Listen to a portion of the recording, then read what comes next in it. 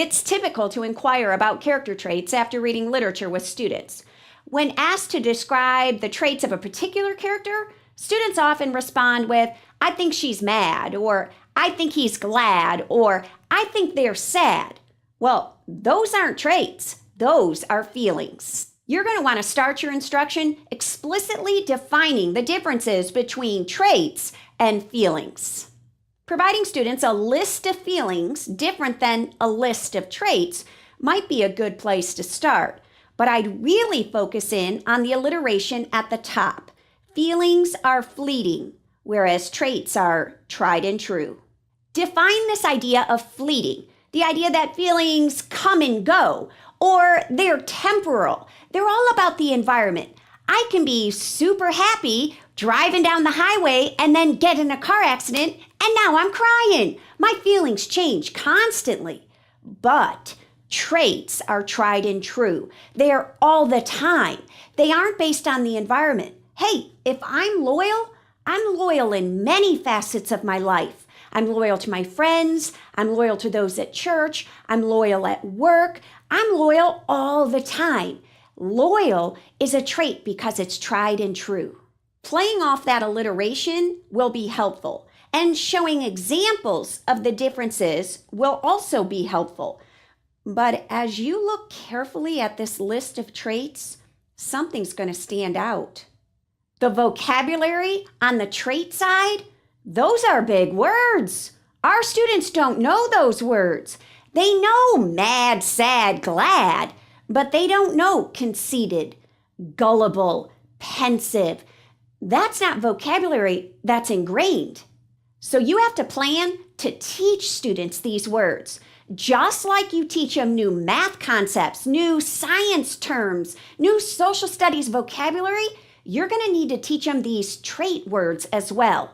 Use what we know about best practices in vocabulary to teach new words by comparing them to known words. If we're trying to teach students this bigger trait vocabulary term, then compare it to a simpler synonym they are familiar with. For example, gullible may not be a familiar word, but they might understand easily fooled. And how about conceited? You know, like she thinks she's all that. Kids will get this, making it easier to master this. Start this list and maintain a list of traits with synonyms and examples. Come up with a list of characters. In fact, keep adding to that list. And not just literary characters. Hey, TV show characters are great. Movie characters are great. We're trying to use these examples to help support students' understanding of that bigger trait term. Just like the academic vocabulary we teach in the content areas, you're going to want to prioritize the trait vocabulary you choose to deal with. You can't teach all of those words, so which ones are you going to work on? Which ones are grade level appropriate? Well, here's a list of recommended trait vocabulary organized by grade level. It's research produced by Maniac and was published in The Reading Teacher. It identifies 20 traits per grade level, kindergarten through 6th grade. And again, at first glance, that list is going to seem way too hard, but it's rooted in research. How did they come up with those words? How did they make that appropriate for 1st grade? They did it based on the picture books we're reading. Maniac looked at the titles being read nationwide in each of those grade levels, and they identified the most common traits that the characters in those picture books already possess. Here's my point.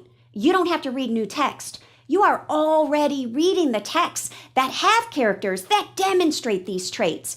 You can work on character traits within the read-alouds you're already conducting.